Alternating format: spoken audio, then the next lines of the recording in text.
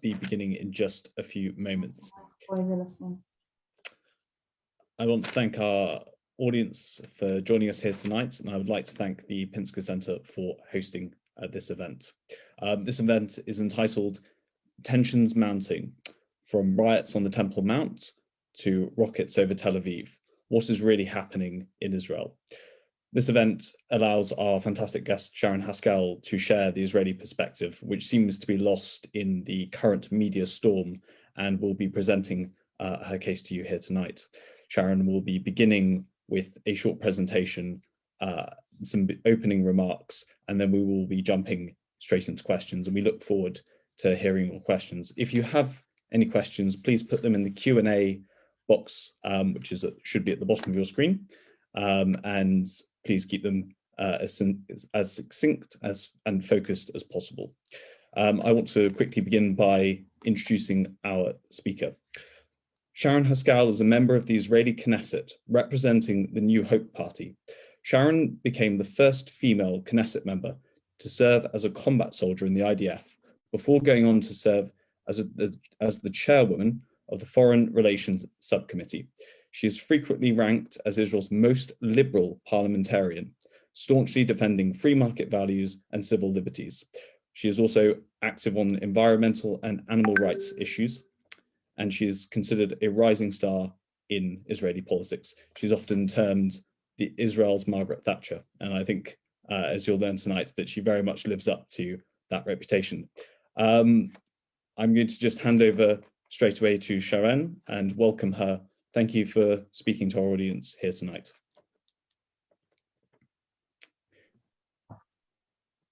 Thank you very much, Charlie. It's a pleasure to be hosted on your platform, as always. Okay, so it was really important for me to come up and speak to you about the current event, because I see how much misinformation there is on your media and channels. And a lot of the time in social media, people will sort of throw different names and events.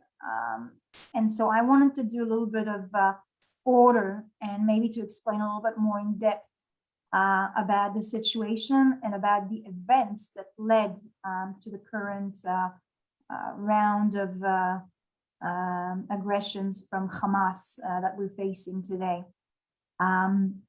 So we'll jump straight to it.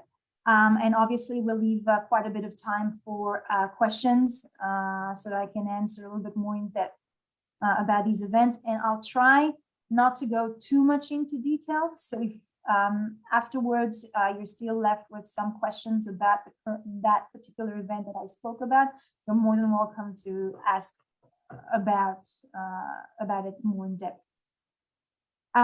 So everything started and usually is around the month of Ramadan here in Israel. So in the midst of April, during the Ramadan, every year there's quite a lot of tension in Jerusalem. A lot of the police presence is usually a little bit lower, and there's a mass arrival from the Palestinian areas and a mass amount of prayers from all around the country who are flooding and coming into Jerusalem in order to pray together. Now, a lot of the times that create a lot of problems and clashes with the police because they are unable to sort of monitor that amount of people.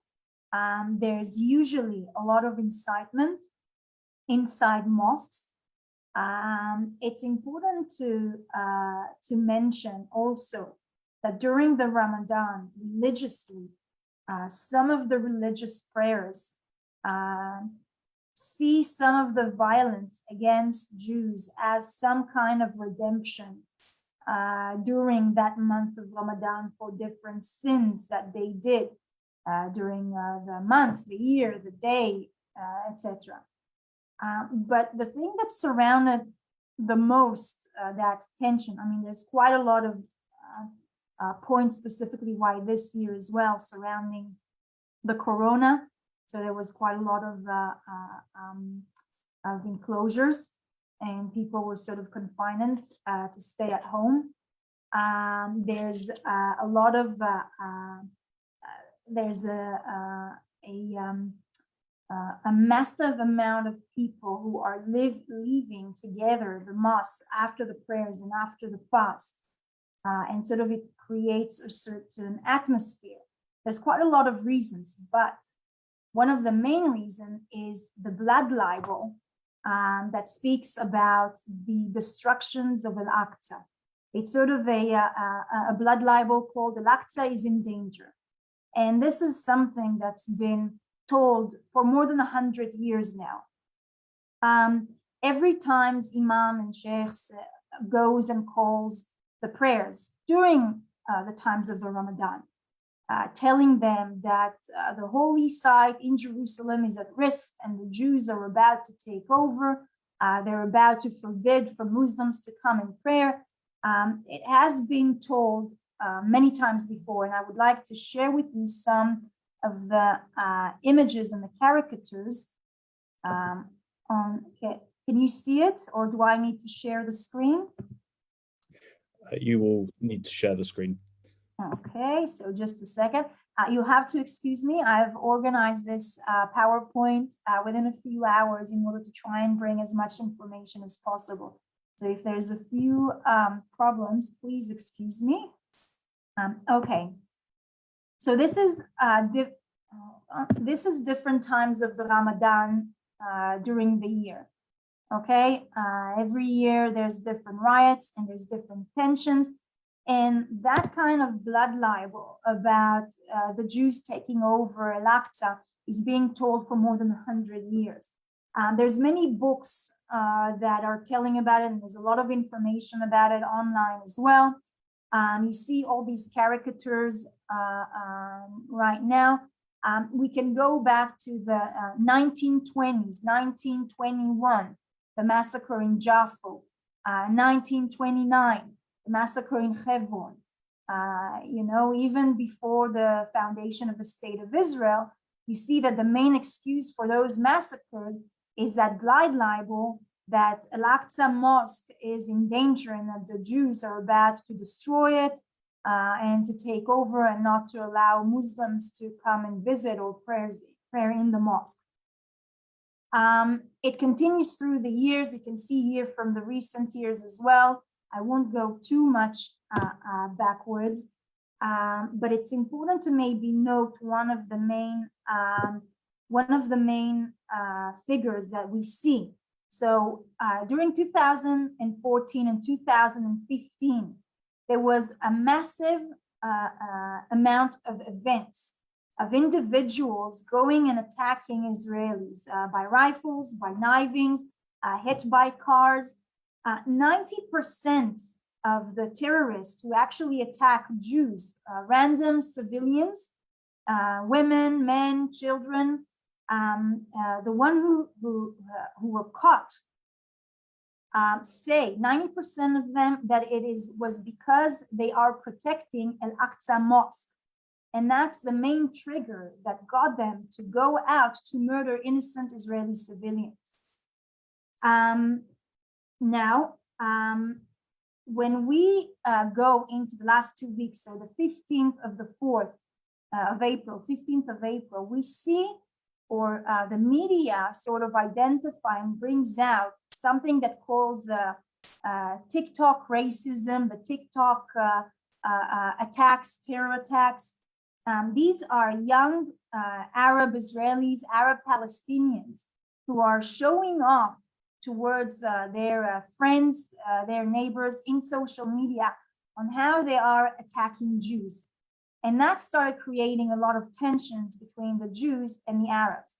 I would like to show you a couple of these films that were published on TikToks.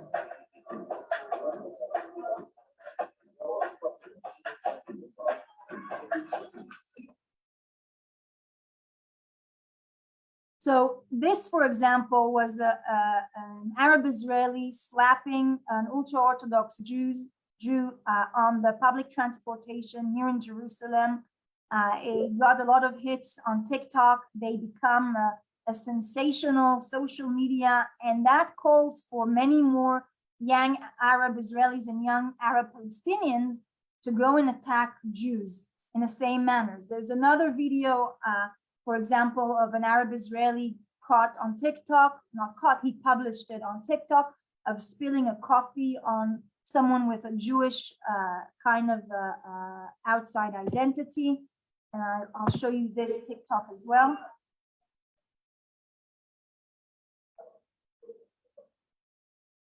So this is him spilling a hot coffee on an ultra-Orthodox Jew. This is coming throughout the time also, what led to more and more tension and more attacks. That was surrounding the incidents that you may have heard about on the Damascus Gate. So I would like to show you one of them as well. That was also brought up on the TikTok app, social media, of young Arab Israelis attacking an ultra-Orthodox.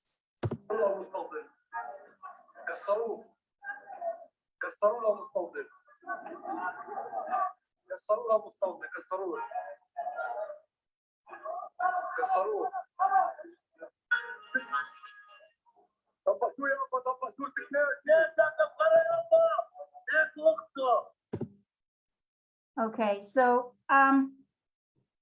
these are different TikToks that came up and sort of incited more and more young Arabs to come and join some of these massive amount of violence attacks against Jews around the capital of Israel, some outside of the capital, but mainly in the capital, in Jerusalem.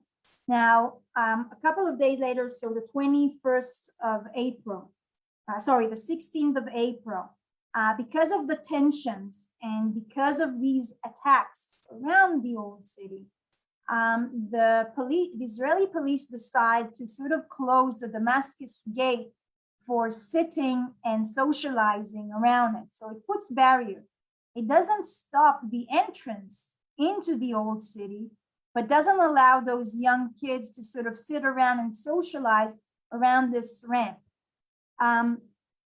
Around this time, the Palestinian media have spread lies that Israel is preventing the entrance of Muslim prayers into the old city and into the mosque.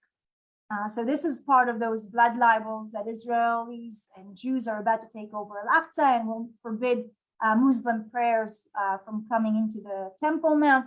And that started a lot more tensions, a lot more violent riots, and a lot more attacks on random Israeli Jews around the streets of Jerusalem, what the police was sort of incapable of protecting and defending those Jews, because many of these neighborhoods are living sort of in coexistence until now, but side by side, Jews and Arabs. So these are part of these riots.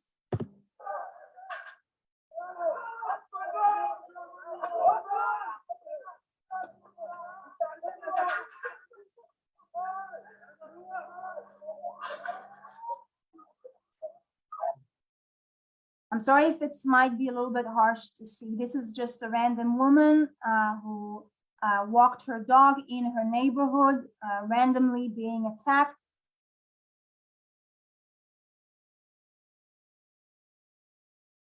That was an attack, and that was during that time. So during that time, Israelis started, and not all Israelis, but an extreme organization called Lehavah, and you may have heard it in the media and the news, felt very strongly about the police unable to defend some of these Jewish individuals who were attacked, and about those videos who were spread about social media. And so this extreme organization called Lehavah started many clashes between that organization and between those young Arab Muslims, Israelis. And that's when you see some of these violent attacks between Jews and Arabs around the streets of Jerusalem. And this is an example of that.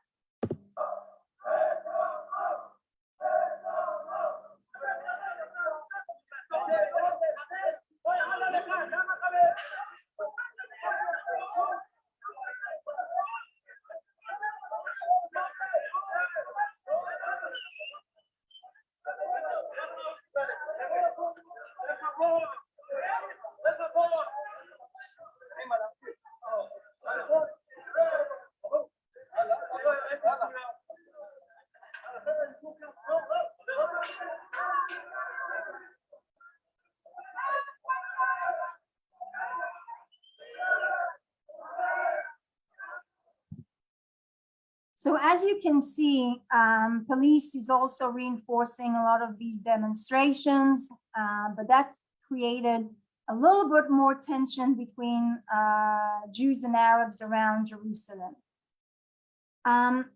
Then on the 23rd of April comes a response from Hamas to these tensions and events in Jerusalem. And that is all surrounding those ideas and that blood libel around the Temple Mount. So Hamas is shooting 32 rockets from Gaza into Israel's towns and Israelis' cities, on civilian homes, houses, schools. 32 rockets that were fired. And I have to say that Israel didn't really respond to that. Israel has attacked, I think it was 3 of these rocket launchers sites, and warned Hamas that if it will continue, it will retaliate. But matter of fact, in reality, those 32 rockets that were fired were not responded. Now, you need to understand that that creates sort of a feeling of a win, or gives it a win, or backing it up, and it makes them feel like they're winning that situation. So it gives them a little bit more wind. And it's important to sort of understand that step on the way. 2 days later, after speaking with police and religious leaders, the police backed down on the Damascus Gate and pulled back the sort of rule that the youth will not sort of gather around the Damascus Gate. So it folds down all its barrier on the Damascus Gate. Many young Muslim Arab Israelis gather around the site and start chanting about the win and about the sort of folding of the Israeli police. Now they see it as a, let's call it a sort of a win over the Israeli police, which gives them more motivation to actually fight against the police and create more clashes and more violence. I think there's another video on that. This is after that.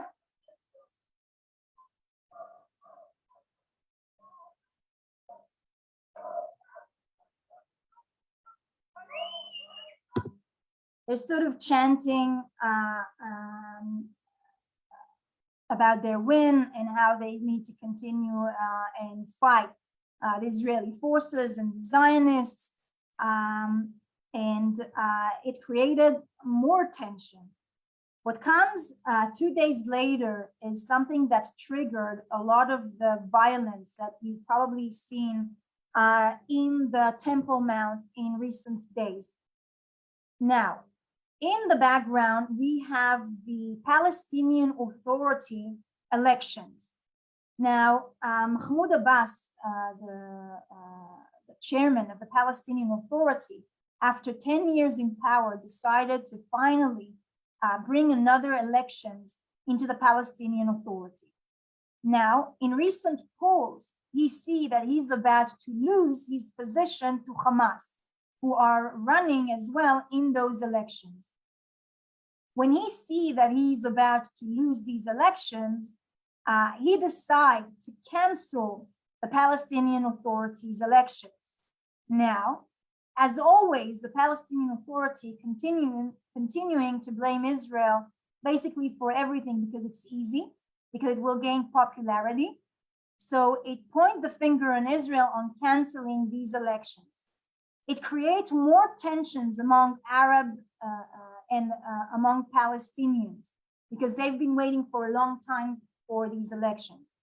It also creates a lot of tensions with Hamas, which thought they are going to win in the Palestinian Authority areas as well.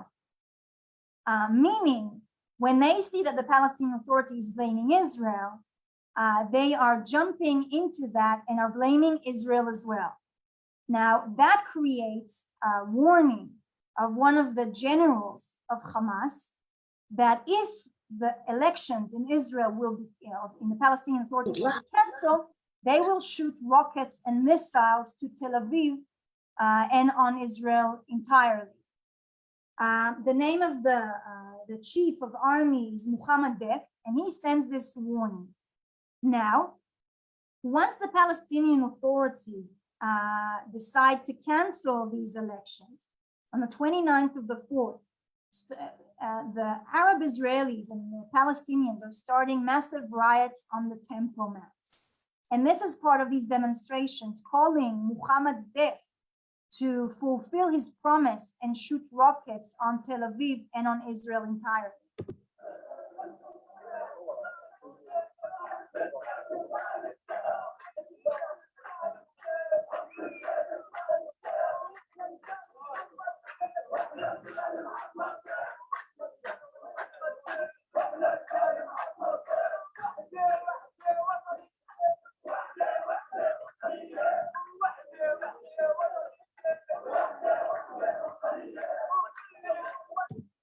Okay, so you get the point. Now, that triggers more incitement, more violence, more tension. Now, you understand that the amount of events surrounding it is already quite fragile. Now, you've probably heard in the last couple of weeks also about a neighborhood called Sheikh Jarrah. Now, add more fuel into this situation, and I would like to maybe wait for 5 minutes and sort of explain the situation around Sheikh Jarrah, because you probably heard that as the trigger for that. I will have to express this: Sheikh Jarrah is not the reason for the riots and for these situations, but much more the issues of Ramadan, of the blood libel about Al-Aqsa, and the tensions about the Palestinian Authority canceling these elections. But in the background, there's a legal fight about a few houses around an Arab neighborhood called Sheikh Jarrah. Now, I'd like to give you a little bit of history about it. Before 48, even in the 20s, there's been many Jewish neighborhoods around Israel. There's been a lot of events and a lot of animosity and war in the last 70 years. You probably know about it. In 48, until 48, there was a Jewish community that lived around Sheikh Jarrah. There's a holy site of a Jewish biblical figure there. And Jews throughout the beginning of the 1920s started purchasing some houses around this neighborhood, around that tomb, the grave of this holy person in this neighborhood. In 48, there was first of all, there was a terrorist attack on many of those neighborhood citizens, on the Jewish neighborhood of the citizens by the Arabs. And in 48, when the Jordanians conquered the areas of East Jerusalem, they sort of fled and left their houses. Now, they moved into more inside areas of Jerusalem, but they had to leave a lot of their property. Now, those properties were still registered in their name, but in an agreement between the UNRWA and between UNRWA and between the UN site that was there. I'm just gonna keep that site. Wait a minute. Wait. So between UNRWA, they decided to relocate Palestinian families who lost their homes around Israel during the 48 war in those deserted houses of the Jewish people. Now, they've been living there for 70 years, and from the agreement of the UNRWA and the Jordanian side, they had to pay a rent fee. Okay, now, yes, they've lived there for 70 years. In 67, when Israel liberated Jerusalem, they started a legal fight on getting back the Jewish community and getting back their properties. By law, obviously, it's registered under them. If we speak about justice, they've been living there for many, many years. And during the past 10 years, there's been a legal battle in the High Supreme Court about who's the owner of this property. Now, this has been happening for the past 10 years. In the 2nd of May, the High Supreme Court has justified some of these Jewish families and gave them the right of their property.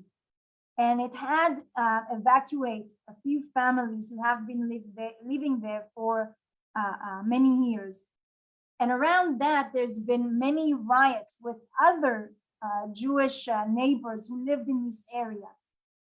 It means that during these times, we've seen burning of houses, many clashes between the Jewish neighbors and the Muslims neighbors. And this was after the Arab neighbors have burnt one of these houses, and you've probably seen these pictures on social media saying that Jews are attacking Arab neighbors in this neighborhood. But matter of fact is that these images are images of Israeli neighbors who are defending their homes after Arab neighbors have burnt one of their homes. So you've seen probably this video. Hold on.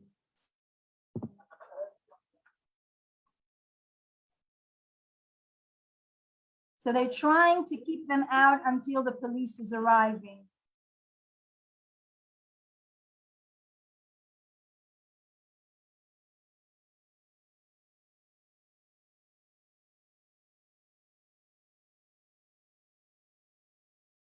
Okay, now that was the reality of those neighborhoods. It was very difficult for the police to actually arrive there. That creates more tensions between the Arabs and between the Jews throughout the whole time as well. But this is also in that. Now, since then, we see starting from the 2nd of May, a number of terrorist attacks starting to happen around Israel. So the first one was an attempt of stabbing in an intersection in Gush Etzion. On the same day, there was a shooting attack in Tapuach. And I asked people who might be more sensitive to it, maybe not to look on particularly this video. But this is a passing vehicle shooting out on an Israeli bus station where there's innocent civilians just waiting for their transportation.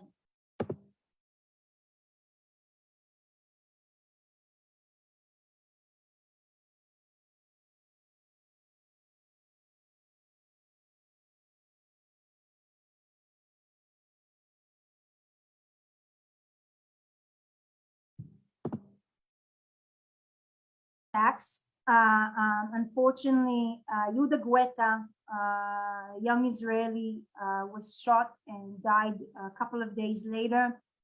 There was a couple more attempts. So on shooting attacks like this one, there was another one, and there was another shooting on a military base. So you see the tension of terror attacks, knifing attacks, shooting attacks rising. Many of them were stopped by Israeli forces. But the rising tensions brings out terrorists to go and attack innocent civilians. 10th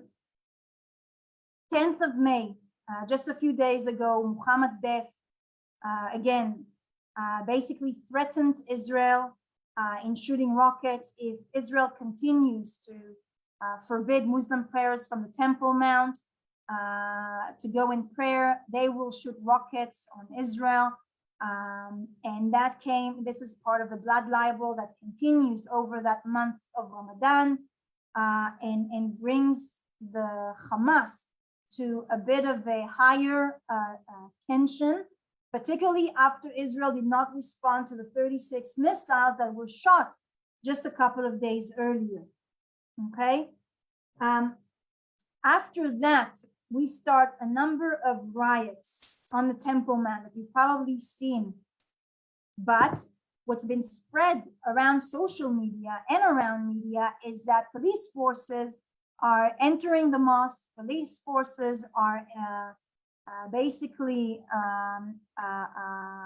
forbidding from Muslim prayers to prayers, but matter of fact is that Muslim prayers have used the Al-Aqsa Mosque as a warehouse to stock and pile rocks and in order to create riots on the Temple Mount. And I would like to share with you a couple more of these films from a different area. Hold on.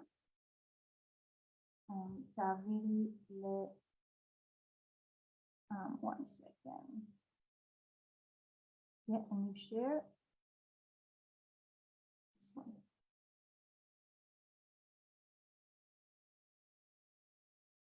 Okay, no, 1 second. So this is part of the videos that you will not see on social media about what really happened on the Temple Mount.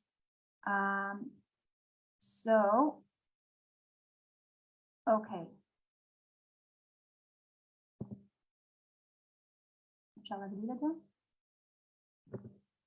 So I'll try and expand this. Can you see it?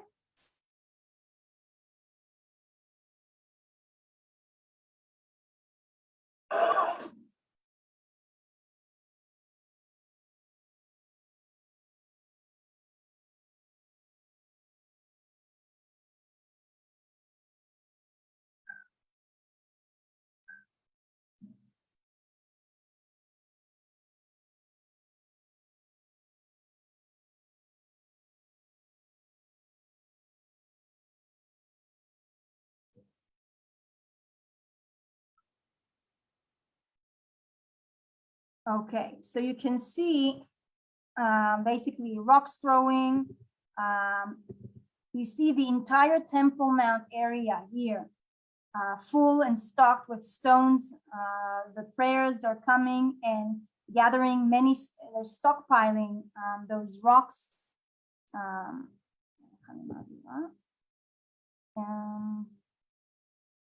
Hold on. So they're stockpiling that.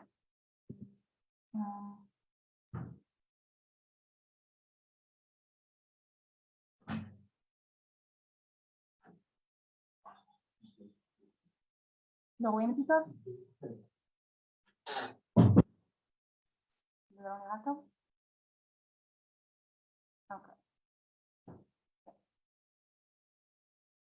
Okay, so there's many videos showing how they are using the Al-Aqsa Mosque basically as a shield, and they're throwing rocks from inside the Temple Mount. I'm gonna try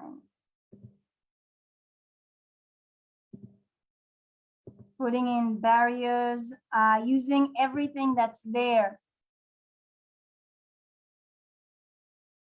And this is basically what really has been happening.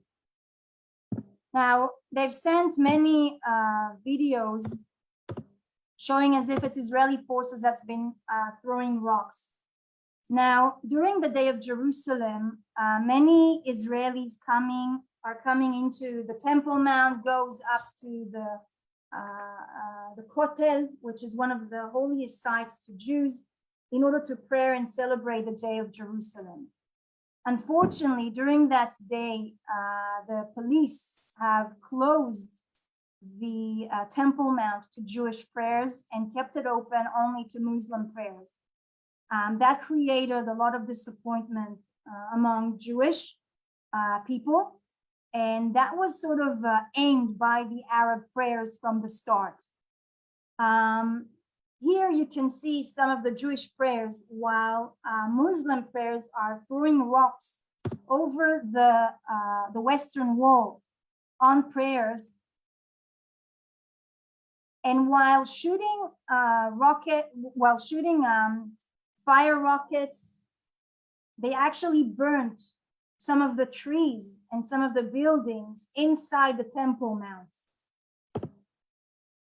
This is part of the pictures on how they stockpiled rocks inside the Temple Mount, blocked doors in order to be ready for police and to create more attacks and tensions with police that were guarding the area.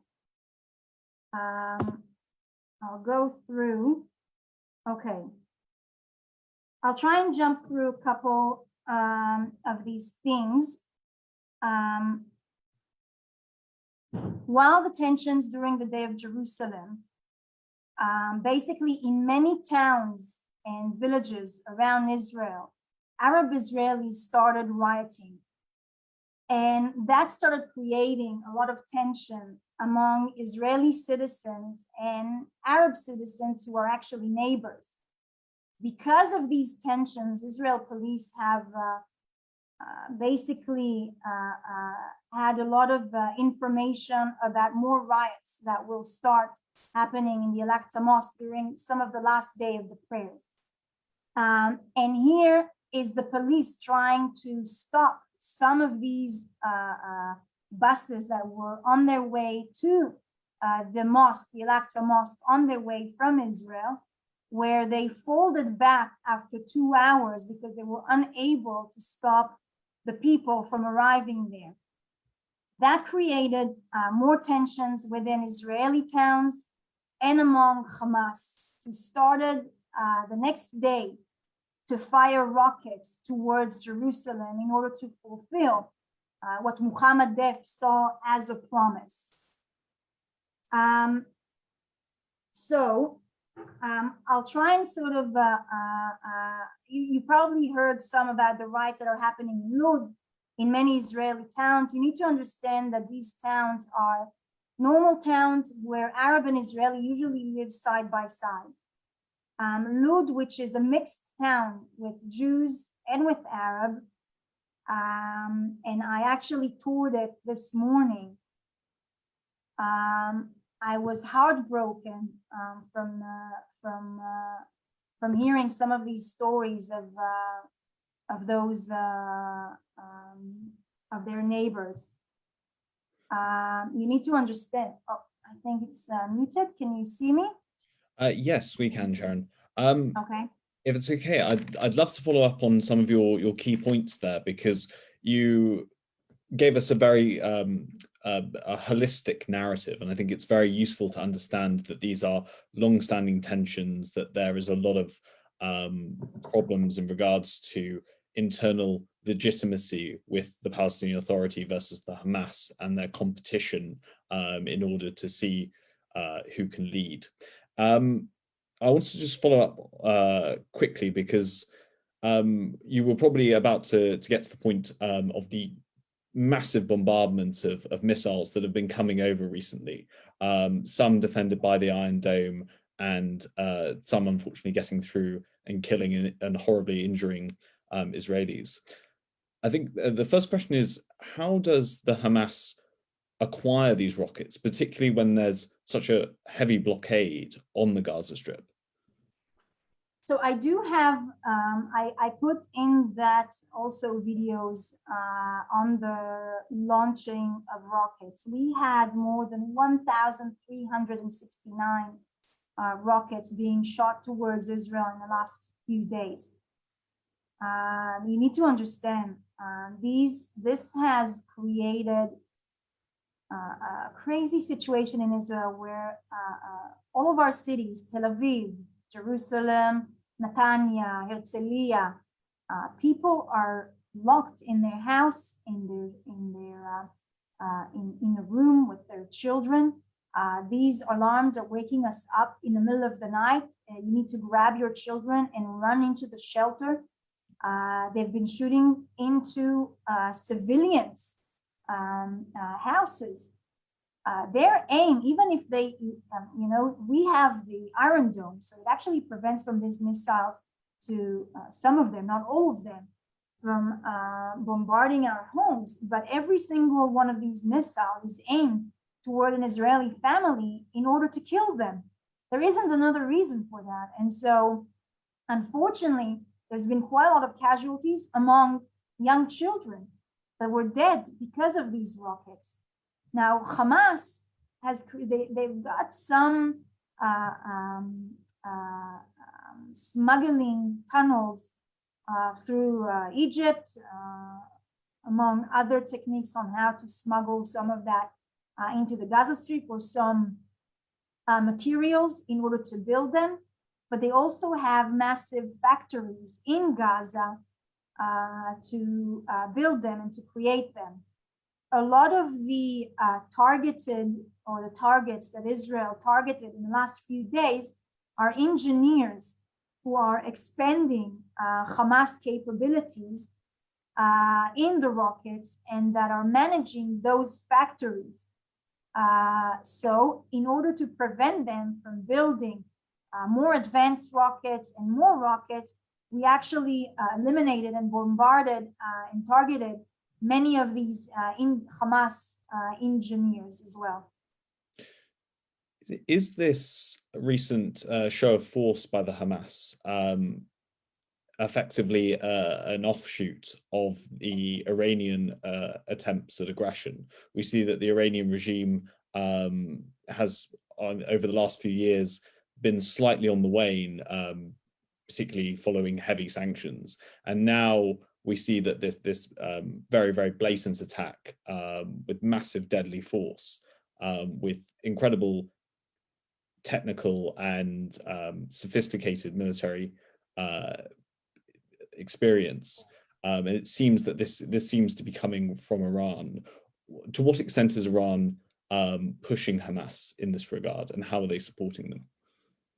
So, unfortunately, since the new American administration's war was sort of settled in and started the negotiation with Iran and started relieving sanctions from terrorist organizations and from countries, problematic countries like Yemen, Lebanon, Iran, there you can sense a shift of power and a shift of force, not just surrounding Israel and Hamas, but entirely around the Middle East.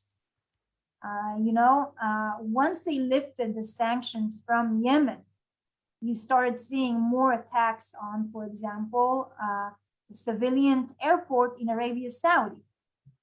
You see more Iranian attacks in Iraq. You see more attempts from the side of Syria. And you see Hamas are more forceful and think that they can. So that shift of power, we see it as a little bit obviously dangerous. It is dangerous for us.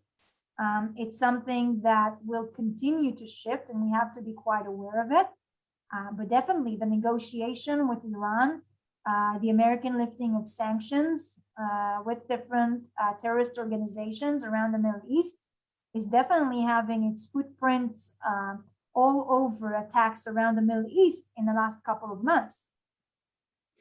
I'd like to read a question that's come into us via Facebook direct messenger, and this comes from Benjamin.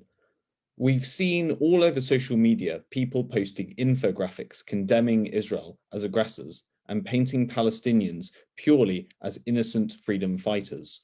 What can we do to respond? So it's difficult because, as you've seen, there's quite a lot of the Palestinian narratives that they're posting. There's a few things. First of all, I will send a link maybe to the PowerPoint that I've done. There's quite a few more videos about that you can see Palestinian attacks, innocent civilians, Israelis. I mean, we've had Palestinians throwing rocks and attacking a pregnant woman with a 3-year-old child in her car. We've seen them throwing rocks on a father with a 7-month-old baby. We've seen there's a video of rockets that Hamas is firing on Israel. I mean, all of these videos are on social media, and it's important to counter some of this propaganda with real videos about what's happening here. It's difficult to go through the timeline as well and explaining it. I mean, as you've seen, it's so complicated, and there's so much information and events that are surrounding it that when you start speaking about one event, someone else is throwing another one in the air, as if that's the reason for that. But the rise of tension is a Palestinian trigger. They are the one who are sort of rising that tension. There's the blood libel of the Al-Aqsa Mosque that comes every year. Every year, so many massacres, terror attacks are in that excuse, and it's year after year, and it's an absolute blood libel. There's the tension of the Ramadan months, that every year there's violent attacks on Israelis during this month. There's the issues of the corona, obviously, and suddenly all the youngs who didn't have schools and were sort of in lockdowns are sort of out, and there's mass events during the Ramadan time. There's the event of postponing the elections, where they're blaming Israel for that, and that is absolutely not true. This is just the dictatorship of Abu Mazen, the Palestinian chairman, who refused to give up his seat. Now, a lot of this information is not being told on social media. And what you can do is take this information, take those videos, take those pictures, and post it back to these people, get them more informed. Now, it's difficult. I've seen even at the Daily Show, they bring one-sided sort of a story, things like that. You know, I think it's one of the tragedies here that obviously, as us in Israel, it's very difficult to counter millions and millions of posts that you see on social media. It's very difficult to explain our side, particularly when Hamas is using its civilian as a shield time after time. Israel is defending its citizens and is shielding them, is, using a huge amount of our budget in creating defense mechanism in order to defend our people, while they're investing most of their budget in weapons to attack Israel, in creating more terror tunnels, in finding new and creative ways on how to attack innocent civilians. Just yesterday, there was an anti-tank missiles that were shot on a private home in Israel, killing an 8-year-old boy. These things don't go into the mainstream media, and for you, it is a chance to sort of bring those videos and spread them around social media as well. Yes, very important. And of course, there is also the other recent case of a young Arab Israeli girl who was killed with her father by a Hamas missile as well. So these stories are not getting into our media, and we're not hearing enough about them. I want to pick up another question from an audience member who's written, there is a lot of commentary suggesting that there will be war. And I think the commentator is making reference to the Gaza Strip. Do you think that this will happen? And if so, what will it look like? So I think we are at war. Try and imagine there's been 1,369 missiles sent in the last 3 days. It means if you sort of, usually it's in one sort of bombardment of hundreds of missiles at a time. But this is basically every 3 minutes a missile is being shot from Gaza towards Israel. Every 3 minutes during 3 days. I mean, if that's not a war, what is? What we are doing is we are eliminating a lot of the assets of Hamas. Chiefs, engineers, military leaders who have led those attacks, many of these rocket launcher sites, many of these rocket launching factories, rockets factories, a lot of the main police Hamas station in Gaza. So all of our bombardments are Hamas facilities, while they continue to shoot on innocent civilian population. I think this is a war. In order to stop it, there only needs to happen one thing. Hamas has to stop shooting missiles on innocent civilians. Once it stops, Israel will stop its retaliation. Israel will stop its attacks on Hamas. But the only thing that needs to happen is for Hamas to stop shooting rockets, nothing else. On another note about what's happening in Israel, it's really difficult. I don't know what can happen in order to stop that, but this is real hatred, real racism of Arab Israelis against Jews. There's a student in Lud told me today that in the middle of the night, they have live shooting on their building and the police is doing nothing, is incapable of taking over of what's happening in the city. They are burning only Jewish owners' cars all around. I think there were more than 100 cars that were burned in Lud in the last 3 days. I would just like to follow up with that, Sharren, because we've just had a very interesting question from a former doctor at one of our universities who's actually asked about this, and I'd just like to jump in and ask you. He quotes the Rockets MK, who's warned of the possibility of civil war within Israel now, that effectively things have got to such a bad point between the majority of Israel's Arab population and Israel's Jewish population, that there doesn't seem to be a way sort of out of this. Would you describe this as an internal civil war in a sense? It's difficult to call it like that at the moment, but it seems like it's reaching towards there too, sadly. As I told you, these students, they live beside Arab neighbors. They know these neighbors by names. During the middle of the night, those Arab neighbors knocked on their doors, called their name, Hila, Hila, we're going to murder you. We're going to murder you. They're calling the police and the police is flooded with calls and is not responding. The police called back in the morning after a very difficult night when, as I said before, they were shooting towards civilian houses. And that happens by Arab Israelis, people who are their neighbors. They know them by name. They know their families. They sat for dinners together.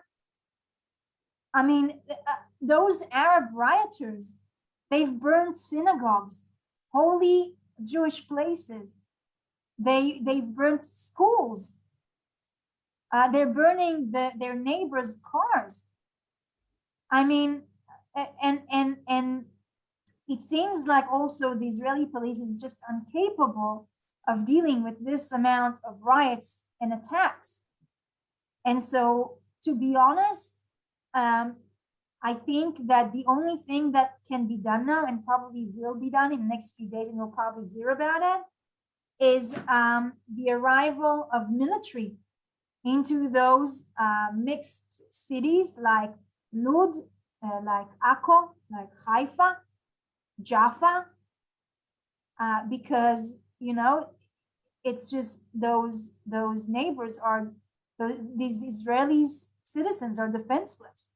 I mean, no one would imagine something like that would happen, and because the rise of those tensions that I sort of spoke before, and the backing down of the police time after time, backing down in the Damascus Gate, backing down on riots that are happening in neighborhoods in Jerusalem, backing down and not allowing Jews to go on the Temple Mount. And that was the aim of those rioters on the Temple Mount, to forbid Jews to go up on that holy day.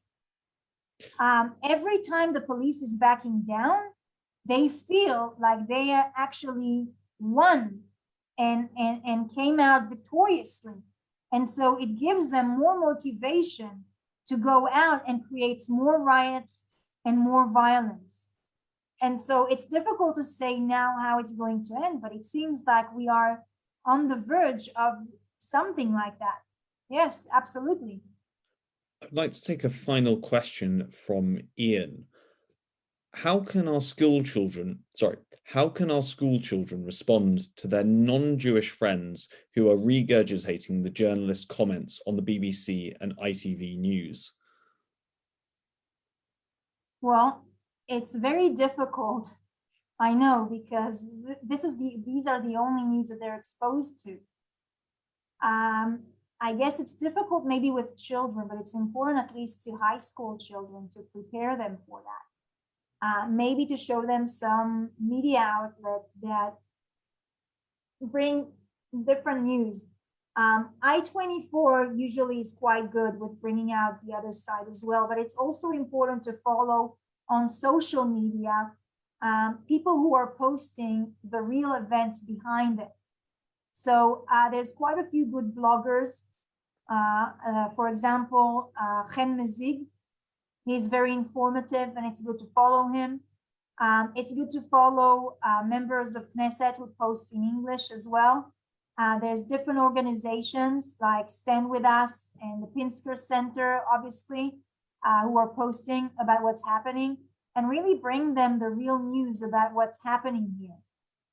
To those who can actually read Hebrew, there's an extremely good blog of an I think, no one knows who this person is, but I think he's an ex-intelligence officer here in Israel. This blog is called Abu Ali Express, ABU ALI Express. It's on Telegram. So those who can read Hebrew, he's actually extremely informative on everything that is happening in the Arab world. It gives you a right, accurate information about those events. But I know also many do not read Hebrew. So I guess it's extremely important to follow blogs and organizations who spread the real information about what happens here. I will try to post maybe a little bit more in English on Twitter in order to give you also some more information and maybe some more videos.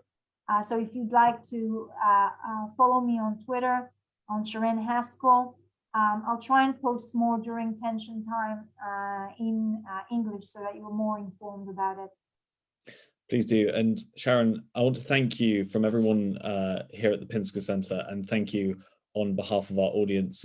We know that you're going through an incredibly historic challenge, and this is not something that we've seen before. So our hearts and thoughts and prayers are with you guys right now. And, you know, we wish you the very best. And we know that things could be a lot more difficult, but we will continue to spread information and facts and do everything we can to ensure that Israel's message and perspective is carried forward, both at the academic level and at the public level. And we wish you the very best at this time. And of course, good luck over the next couple of weeks, because I'm sure it's not going to be easy.